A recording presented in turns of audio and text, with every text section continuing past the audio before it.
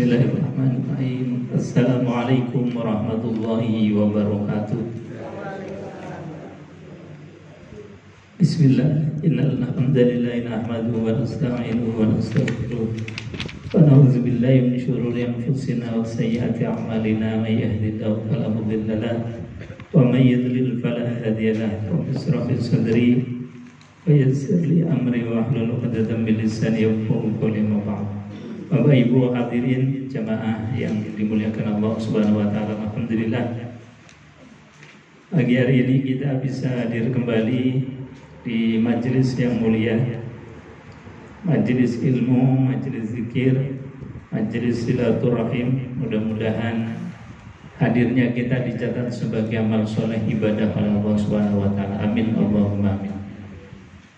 Bapak Ibu hadirin jemaah yang dimuliakan Allah, kita lanjutkan kajian tafsir Al-Quran, tadabbur Al-Quran, masih pada surat Al-Baqarah, sekarang ayat yang 112.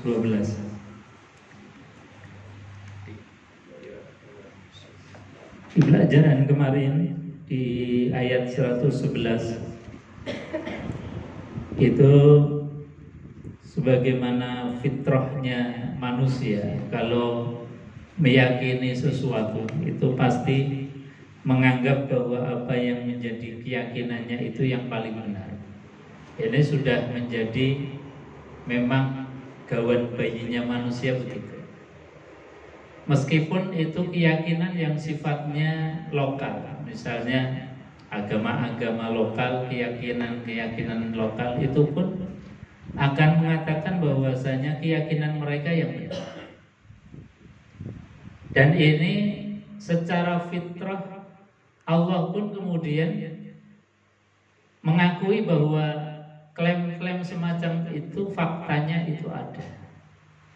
Bahkan orang Yahudi, orang Nasrani juga mengatakan la yadkhulul jannah illa man kana hudan aw nasara. Tidak akan dimasukkan ke dalam surga kecuali Yahudi menurut mereka, orang Yahudi, dan tidak akan masuk ke dalam surga kecuali Nasrani bagi orang yang penganut Nasrani. Jadi klaim-klaim itu sangat wajar, manusiawi. Karena apa? Keyakinan itu pasti yang mendasari mereka meyakini sesuatu kebenaran. Makanya Allah Subhanahu wa taala kemudian memberikan ukuran. Oke lah, kalau memang itu menjadi klaim kebenaran kalian, ayo diuji, kata Allah. Nah, ini demokrasinya Allah itu memberikan kelulasaan kepada kita, tetapi ayo diuji. Kalau memang yang masuk surga adalah Yahudi, kalau memang yang masuk surga adalah Nasrani, kata Allah, Qul hatu burhanakum. Buktikan dengan burhan, dengan logika yang benar, dengan fakta yang memang benar. Nah, ini Allah Subhanahu wa taala memberikan satu kelonggaran, tetapi harus dipertanggungjawabkan. Ini Allah Subhanahu wa taala zat yang maha demokratis. Kenapa? Karena kita ini dibekali akal, dibekali pikiran untuk mikir sendiri. Kira-kira yang memang kebenaran hakiki itu yang seperti apa. Maka Allah sampaikan dalam ayat yang berikutnya 112, bala man aslama wajhahu lillah wa huwa muhsin falahu ajruhu 'inda rabbih wala khaufun 'alaihim wala hum yahzanun. Bala, maka tidaklah demikian. Klaim mereka itu sebetulnya salah. Bahkan Allah katakan bahwasanya klaim yang seperti itu adalah amani. Amani itu sesuatu yang tidak mungkin. Jadi dalam bahasa Arab itu ada tamanni, ada taroji. Tamani itu harapan yang sudah tidak mungkin lagi. Misalnya kita habis pengajian ini keluar jadi muda lagi, itu kan sesuatu yang nggak mungkin. Tapi kalau taroji adalah keinginan yang bisa mungkin bisa tidak. Kita habis pengajian nanti keluar makan nasi pecel, itu bisa iya, bisa tidak. Itu namanya taroji. Nah, dalam bahasa Quran, orang yang menginginkan tadi, membayangkan bahwa yang masuk surga adalah Yahudi Nasrani, itu amaniyuhum, itu hanya angan-angan kosong semata. Faktanya nggak ada, belas tidak ada sama sekali, ya tahu. Makanya Allah sanggah, bala, tidaklah demikian. Man aslama wajhahu lillah. Yang masuk surga itu hanyalah man, orang aslama, yang tunduk atau Islam, wajhahu, yang menundukkan wajahnya lillahi, kepada Allah Subhanahu wa ta'ala. Jadi syaratnya orang yang masuk surga itu ada iman kepada Allah. Itu menjadi syarat mutlak. Meskipun misalnya seperti pertemuan kemarin ada pertanyaan, ketika ada orang non-muslim itu di dunianya ini berbuat baik dalam hal sosial luar biasa, dalam hal berbagi juga luar biasa, membantu, berbagi, menolong. Kadang-kadang yang muslim saja dalam hal sosial kadang-kadang kita punya tetangga dalam hal sosial, kita mengadakan halal bihalal, yang datang dulu non muslim. Kerja bakti yang sergap biasanya mereka. Artinya apa? Dalam hal sosial kita ini kadang menganggap baik, tetapi dalam pandangan kacamata Allah itu belum dianggap sebagai kebaikan. Kenapa? Karena belum ada iman. Jadi iman itu menjadi pondasi awal.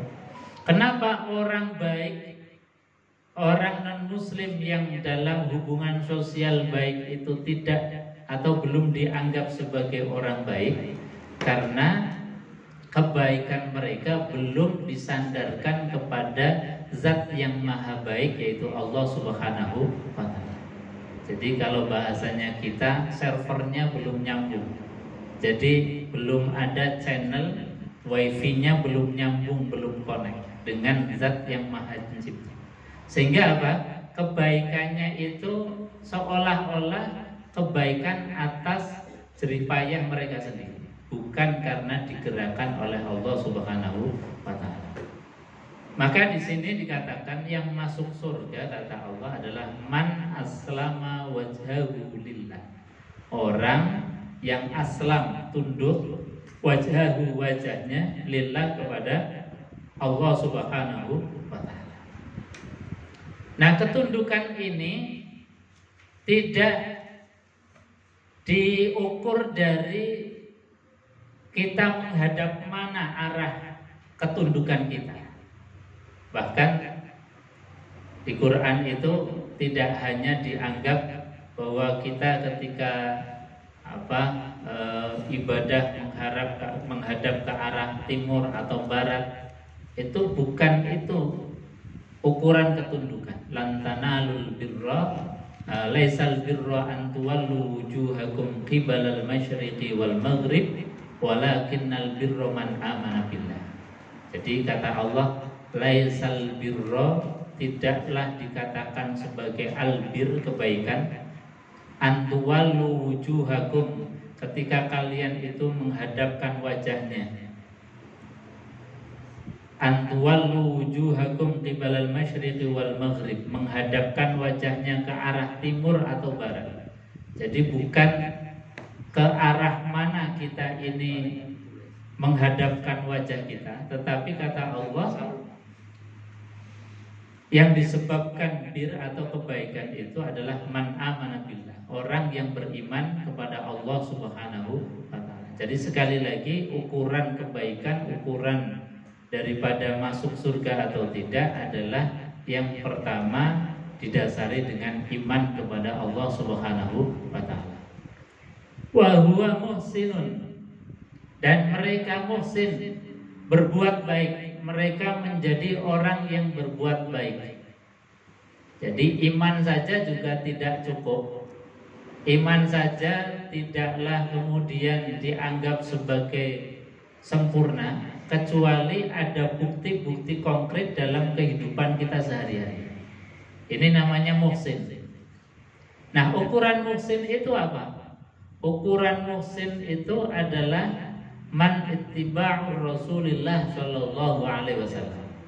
Adalah orang yang mengikuti cara hidupnya Rasulullah sallallahu alaihi wasallam sebagaimana Rasulullah sallallahu alaihi wasallam mengikuti cara hidupnya nabi-nabi terdahulu.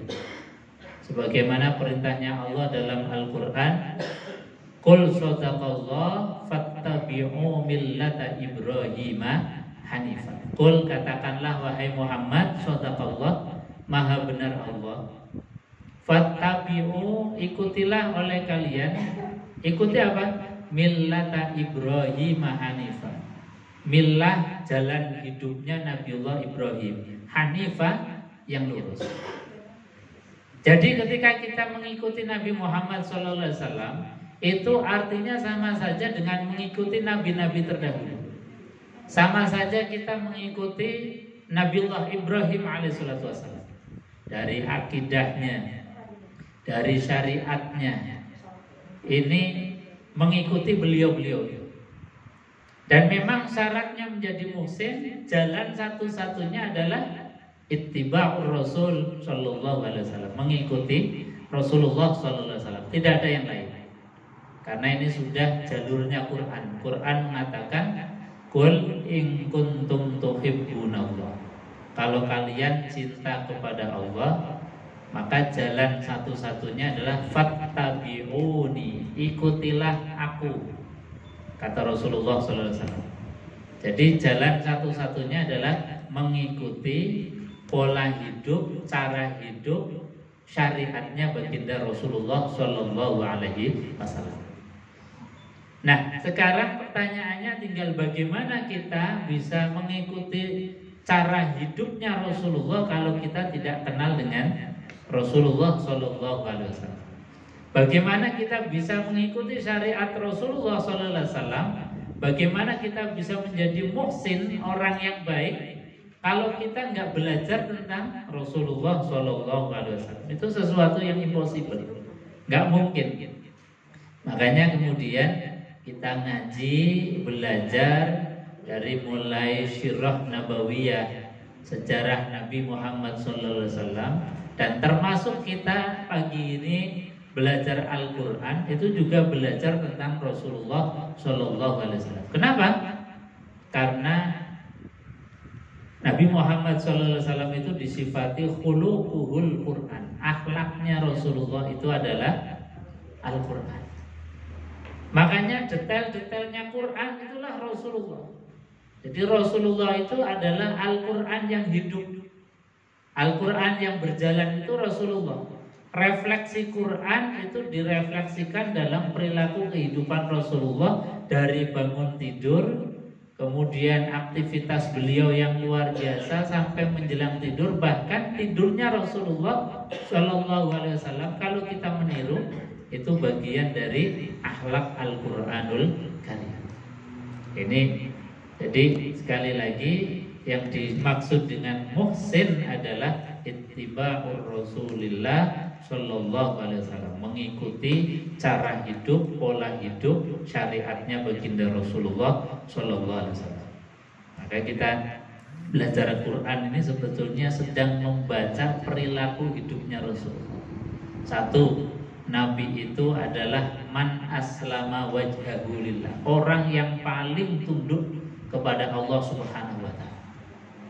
Jadi ketundukannya Rasulullah bukan hanya ketika beliau sudah diangkat menjadi nabi dan rasul, tidak. Tapi sebelum menjadi nabi, sebelum menjadi rasul pun sudah aslama wajhahu lillah. Buktinya apa?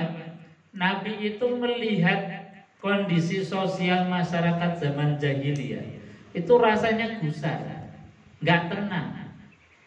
Ada orang yang tidak kenal dengan Tuhannya, masa kemudian nyembah patung yang dibikin sendiri, dibuat sendiri, dipahat sendiri, kalau kotor dibersihkan sendiri, kalau tangannya kotel kemudian disambung sendiri, kalau jatuh diberdirikan sendiri, kok disembah sendiri. Ini kan logika yang nggak masuk akal. Makanya Nabi Shallallahu Alaihi Wasallam itu menyendiri tahanus bagaimana caranya mengajarkan masyarakat yang tidak kenal Tuhan. Dengan Tuhannya saja tidak kenal. Ini kan luar biasa bodohnya. Makanya dikenal dengan zaman jahiliyah, kebodohan. Karena apa? Karena dengan Tuhannya saja tidak kenal. Bukan berarti mereka tidak tahu masalah hitung, bagaimana menghitung tentang perekonomian mereka, bagaimana membangun sebuah peradaban bangunan. Bukan itu ukurannya, tetapi ukuran jahiliyah ataupun ukuran cahaya Islam itu karena diukur dari kenal dengan Tuhannya atau tidak. Kalau dia atau masyarakat kenal dengan Sang Penciptanya, berarti itu adalah masyarakat yang bertauhid, masyarakat yang kenal dengan Allah. Tapi kalau tidak kenal dengan Allah Subhanahu wa taala, itu disebut sebagai masyarakat jahiliyah. Makanya ada tulisan jahiliyah modern. Jahiliyah modern, hidupnya modern. Kalau bepergian naiknya pesawat, naiknya kereta cepat, tapi sekali lagi dengan Tuhan yang memberikan hidup saja tidak kenal. Itu disebut sebagai jahiliyah modern. Mungkin secara peradaban, teknologi maju pesat, tapi dengan yang menciptakan kita sampai tidak kenal, itu kalau bahasanya Bang Roma Irama terlalu. Di bahasanya terlalu. Kenapa terlalu? Ya karena dengan Tuhannya saja tidak kenal. Padahal Tuhan itu punya dua sifat yang spektakuler, yaitu apa? Az-Zahir wal Batin. Az-Zahir itu Tuhan yang punya sifat cetha welo-welo. Bahasanya apa ya? Jelas banget. Jelas tampaknya. Tidak ada penutup sama sekali. Itu namanya Az-Zahir. Kalau kita baca Asmaul Husna, pasti ada satu asma Allah namanya Az-Zahir, zat yang maha tampak. Ketika Allah sudah punya sifat Az-Zahir, maha tampak, maha jelas, kok kita nggak lihat? Ya tadi terlalu. Kalau Allah maha jelas, maha tampak, kok kemudian kita tidak kenal, itu sungguh-sungguh luar biasa. Di samping juga Allah punya sifat al-batin, yang maha tersembunyi, maha tidak tampak. Jadi ini sifat Allah Subhanahu wa taala yang kelihatannya bertentangan. Yang satu az-zahir, yang satu al-batin. Tapi sebetulnya Allah sedang mengenalkan kepada kita bahwasanya sejatinya Allah itu maha gampang untuk dikenali. Gampang dikenali gimana? Kita melihat apapun itu sejatinya itu adalah yang tampak harusnya dalam pikiran kita adalah Allah Subhanahu wa taala. Kita kalau misalnya melihat bangunan yang mewah, megah, bangunan yang spektakuler, kita bayangkan itu arsiteknya siapa? Kita nggak tanya lagi itu kulinya siapa, nggak mikir. Tapi yang ditanyakan itu arsiteknya siapa? Artinya apa? Kita melihat begitu indahnya pegunungan, indahnya lautan, hamparan tanah yang begitu indah, itu yang tampak di dalam pikiran kita harusnya. Di situ ada qudrahnya Allah Subhanahu wa taala. Ada kuasanya Allah. Nah, itu yang disebut sebagai az-zahir. Kita melihat di dalam tubuh kita saja, dari ujung rambut sampai ujung kaki. Kita loh yang katanya tubuh ini milik kita. Itu saja nggak tahu kita punya rambut jumlahnya berapa. Ada yang pernah ngitung itu? Ini baru rambut. yang nempel di diri kita, yang katanya seringkali ketika ditanya ini tubuh siapa, tubuh saya, badanku. Yang kita ngaku-ngaku sendiri saja nggak tahu jumlah rambut yang nempel di kepala kita. Artinya apa? Harusnya ketika kita melihat apapun yang ada di badan kita, itu yang tampak adalah kudrahnya Allah Subhanahu wa ta'ala. Nah, itu yang disebut Allah punya sifat az-zahir, maha tampak, maha cetha welo. Artinya apa? Tidak mungkin ada rambut yang seindah ini. Tidak mungkin ada mata yang begitu luar biasa teknologinya dicipta oleh Allah. Tidak mungkin kemudian semua tubuh yang organnya itu miliaran sel yang nempel di tubuh kita, kecuali ada yang menciptakan. Wong kita sendiri nggak pernah buat, nggak pernah bikin, tahu-tahu ada mata, tahu-tahu ada hidung, ada telinga, ada mulut, semua lengkap tanpa kurang. Kalau itu kemudian kita tidak sampai melihat qudratullah, kuasanya Allah, berarti kita belum melihat az-zahirnya Allah Subhanahu wa ta'ala, Allah yang tampak. Jadi sifat Allah yang az-zahir bukan berarti kita harus melihat jeluntrungannya Gusti Allah kaya apa, enggak. Tetapi itu menunjukkan bahwasanya Allah zat yang maha, yang berbeda dengan makhluknya, sehingga tidak bisa kemudian dilihat dengan indera kasat mata kita. Nah, itu yang tampak adalah qudratullah. Itu dalam memaknai makna sifat Allah. Allah punya sifat az-zahir, Allah yang maha tampak. Sebab kalau kita melihat misalnya katanya Allah punya sifat az-zahir, kok nggak bisa dilihat, kok kita nggak pernah melihat, nah, ini kita berarti ilmunya masih dangkal. Karena apa?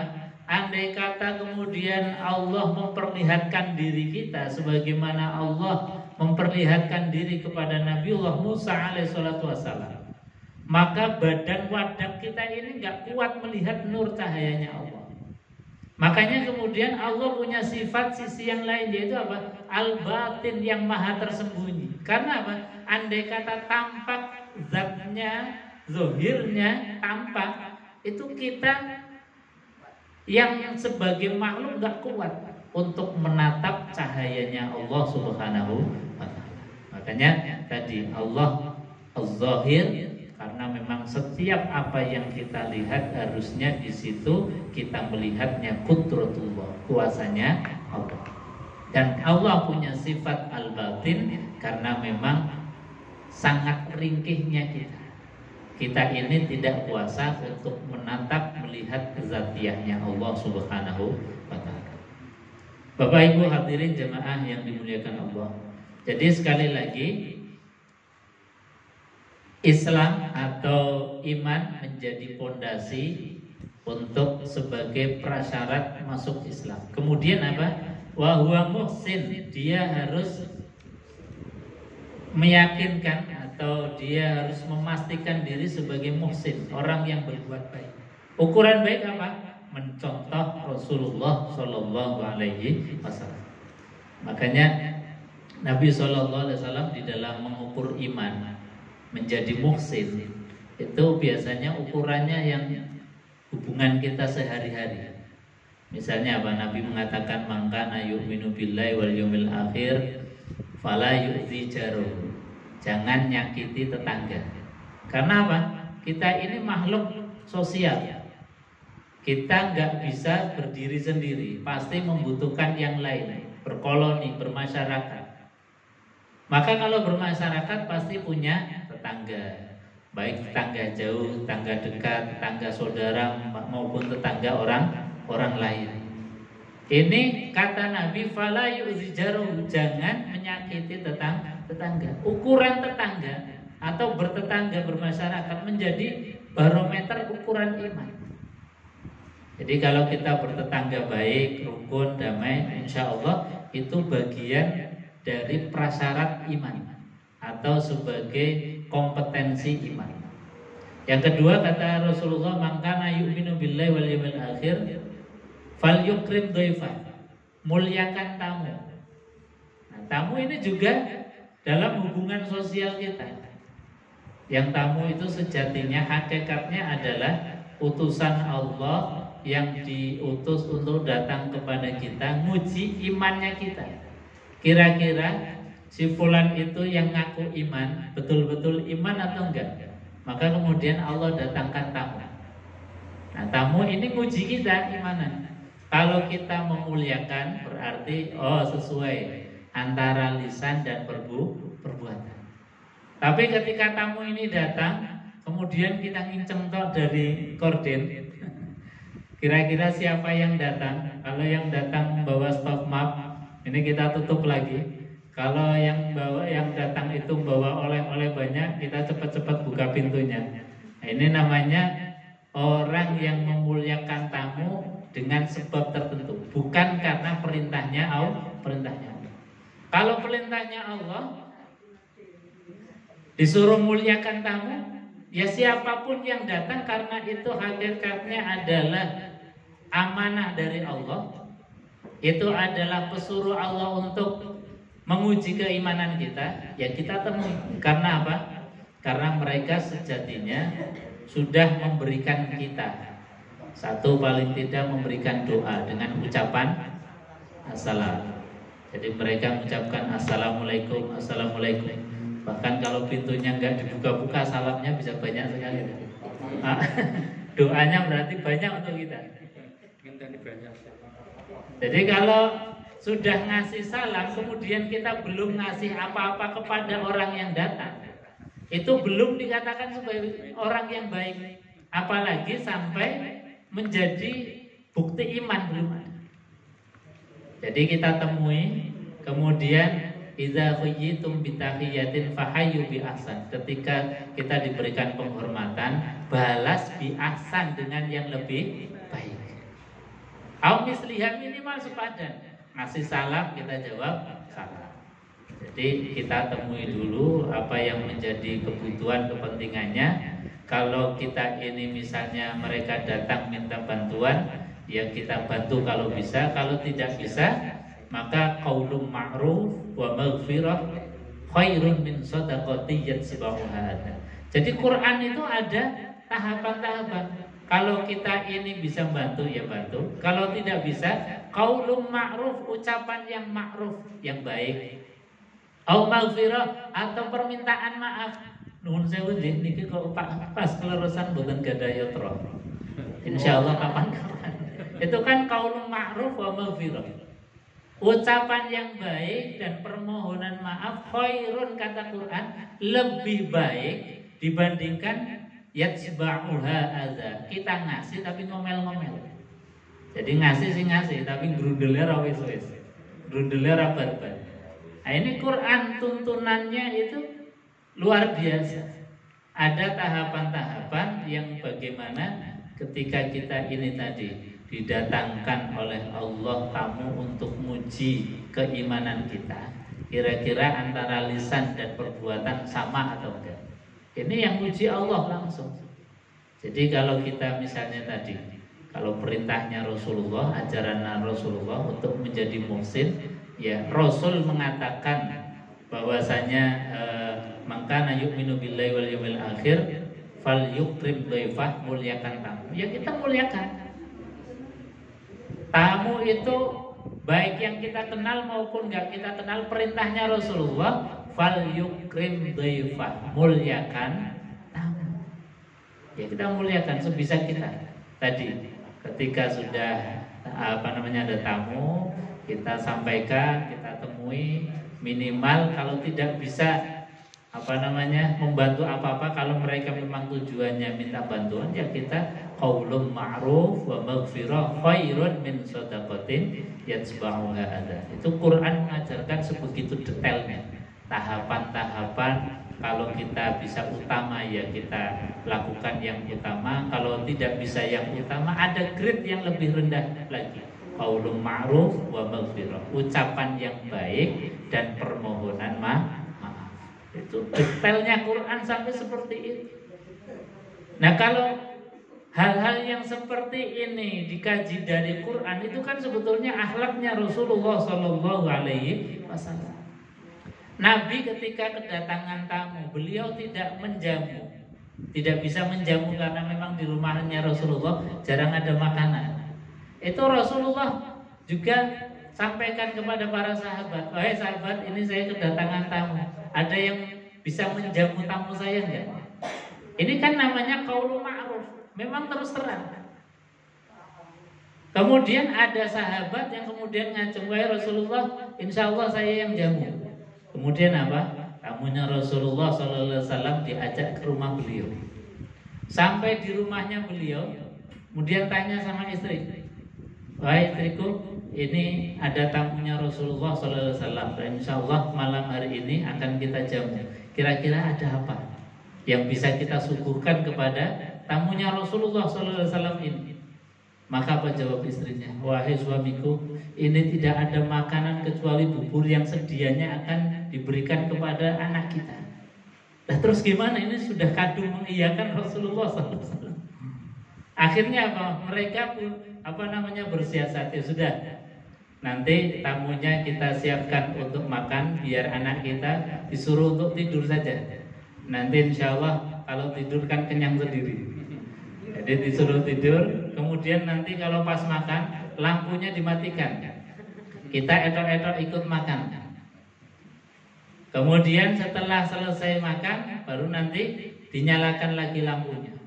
Sebegitu memuliakan tamunya Rasulullah SAW, sampai Quran pun mengapresiasi. Akrim Dhaif, memuliakan tamu ini. Diapresiasi oleh Al-Quranul Karim, peristiwa yang luar biasa. Wa yu'thiruna ala anfusihim walau kana bihim khasasah. Mereka lebih mengedepankan, mendahulukan orang lain di atas kepentingannya sendiri. Walau kana bihim khasasah, meskipun mereka dalam keadaan yang memang membutuhkan. Jadi mereka belum makan pun rela makanannya diberikan kepada orang lain. Sampai Quran mengapresiasi peristiwa luar biasa ini dalam rangka akrim dhaif, memuliakan tamu.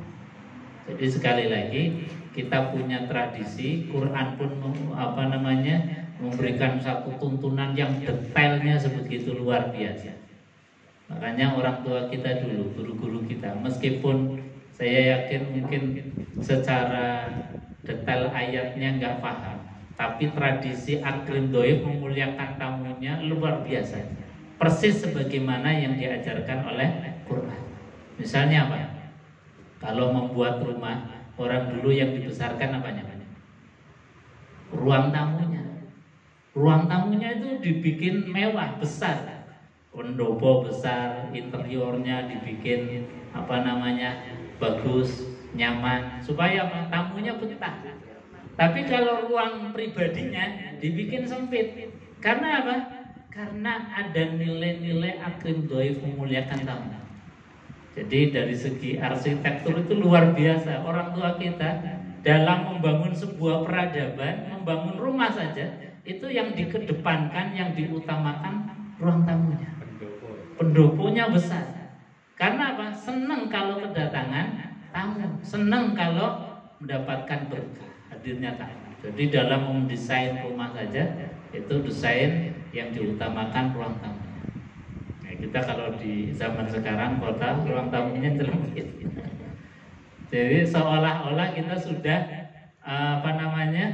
membatasi diri untuk hadirnya tamu.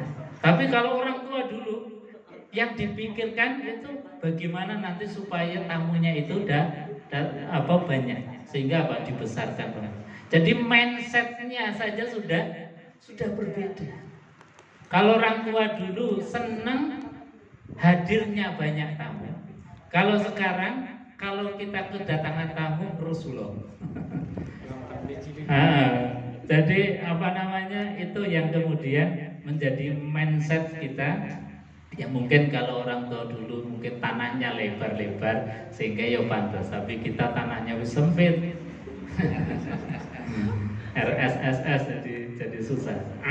Tapi itu mindset yang dibangun oleh orang tua kita sehingga menjadi sebuah tradisi. Jadi bangunan dirancang sedemikian rupa. Begitu juga dalam tradisi kebudayaannya, bukan hanya membangun dengan ruang tamunya dibesarkan, tapi tradisi-tradisi dalam keseharian juga begitu. Misalnya orang ibu-ibu baru melahirkan itu ngundang tetangga menjadi tamu, bacaan, brokoan, napa namanya? Brokoan. Nanti 7 hari, 40 hari akekahan, puputan, ngundang tamu lagi. Nanti besar sedikit khitanan, ngundang tamu lagi. Begitu juga pas mantu, ngundang tamu lagi. Sampai meninggal dunia pun pintu masih dibuka untuk datangnya tamu. Ini tradisi yang luar biasa. Bahkan mungkin tradisi ini tidak ada dalam tradisi di mana Quran itu turun di sana. Jadi Quran turun di Arab, tradisi model brokoan nggak ada. Tradisi model syukuran, ngumpul bareng, makan bareng nggak ada.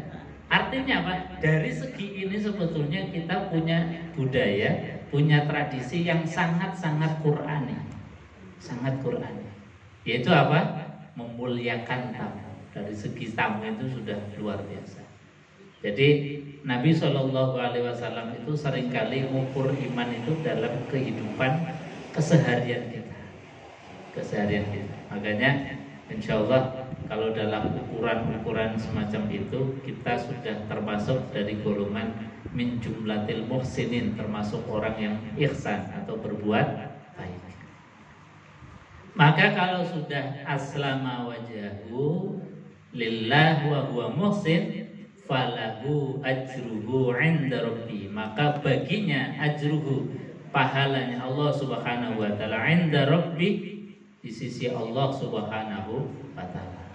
Jadi baru boleh mengeklaim bahwa surga ini layak diberikan kepada kita manakala sudah ada iman. Kemudian iman itu dibuktikan dalam kehidupan sehari-hari, dalam hubungan sosial seperti tadi yang disampaikan oleh Rasulullah, dalam hubungan transendental, hubungan kita dengan Allah, kita wujudkan dengan ibadah-ibadah.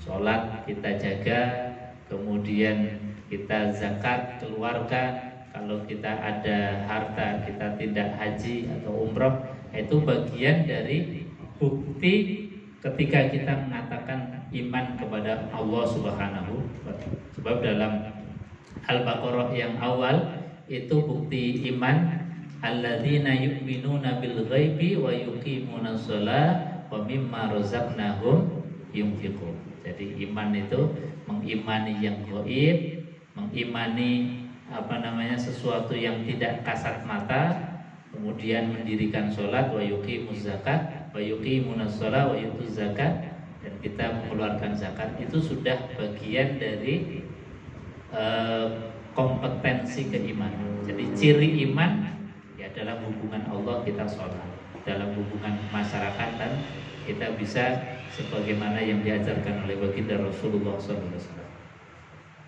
Maka di akhir ayat ini wala khaufun alaihim wala hum yahzanun. Wala khaufun, dan tidak ada rasa takut, alaihim atas mereka, wala hum yahzanun, dan mereka tidak akan punya rasa sedih. Ini sifatnya orang yang beriman dan menjadi muhsin. Ini hatinya tenang, tentram. Jadi sekali lagi, ini adalah obat yang luar biasa. Obat dari segala apapun bentuk obat. Yaitu apa?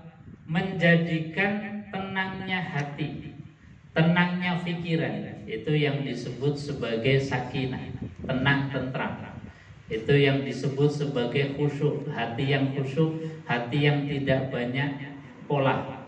Jadi ya sudah, tenang, khusyuk. Karena apa? Karena kita meyakini Allah Subhanahu wa Ta'ala yang menggerakkan kita. Kalau kita ditakdir sakit, ya meyakini bahwa pasti Allah memberikan obat.